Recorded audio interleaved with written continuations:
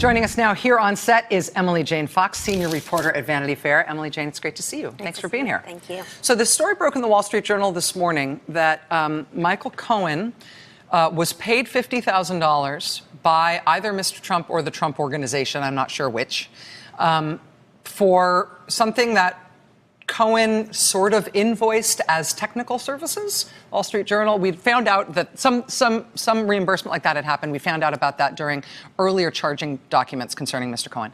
Wall Street Journal appears to have tracked that down and figured out that he was paying a guy at Liberty University to rig online polls to make Trump seem like a better candidate. Now, does Mr. Cohen deny that this happened?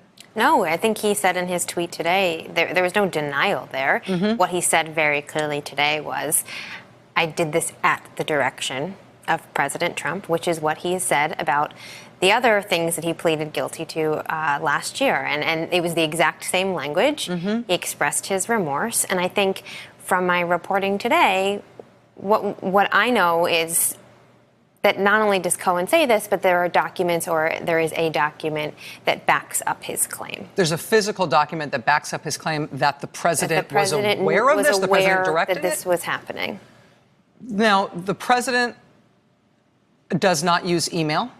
At least we believe. The president, we don't think, uses a computer at all. From all my reporting, in every reporting I've ever done on president, he doesn't text, he doesn't email. So it wouldn't have been an electronic communication? I don't know what the document is, but there is documentation. Now, this is what I will say about Cohen. He has pleaded guilty to lying about things. There have been things in the past that he has lied to me as a reporter about, to other reporters about, that he has lied about publicly. Cohen pleaded guilty to lying to Congress. That is part of the reason why he is going to prison in March. It would seem incomprehensible to me, and against any better judgment, for him to go to Congress again and lie. He's already going to prison for this. So this is the kind of thing, this document and what he is saying about the president directing him, or the president's knowledge of this payment ahead of time, is the exact kind of thing that I am sure he will be asked about on February 7th when he goes to Capitol Hill. This is the whole reason why he's going. There are things in the Mueller probe that Cohen will not be allowed to talk about. There are things about that investigation that are going to be totally off the table. This seems to me squarely in line with what he is going to be asked about and going to be allowed to talk about, and that's why this hearing is going to be so important. It would just be unbelievable for me to believe that Cohen would go and lie to Congress again. So let me just be totally clear on what we've got here. Cohen has said publicly he did this at the direction of Donald Trump. You say that he's told you that there is a document that backs that up. My reporting. Your reporting is that there is a document that backs that up, and that Cohen has access to that document? I would assume that he has access to this document. Do we know if this is something that he has discussed already with either the Southern District of New York, which prosecuted him on the other campaign finance felonies, or with the special counsel's office, or with other investigators? Here's what I do know. I know that he has spent upwards of 70 hours with investigators.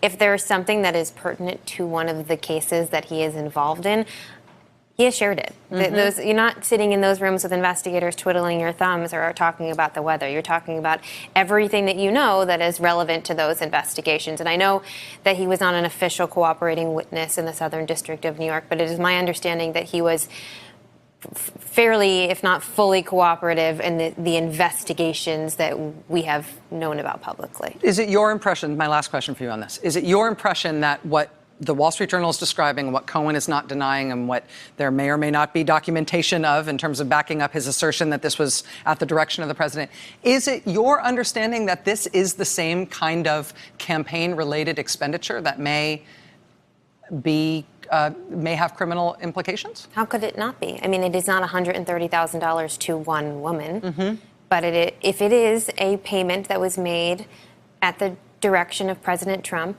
and potentially could have influenced the election. Isn't that the exact kind of payment that Cohen was in trouble for, and the exact kind of payment that people on this network have been saying for months could potentially implicate the president or individual one? It's the same thing in my mind.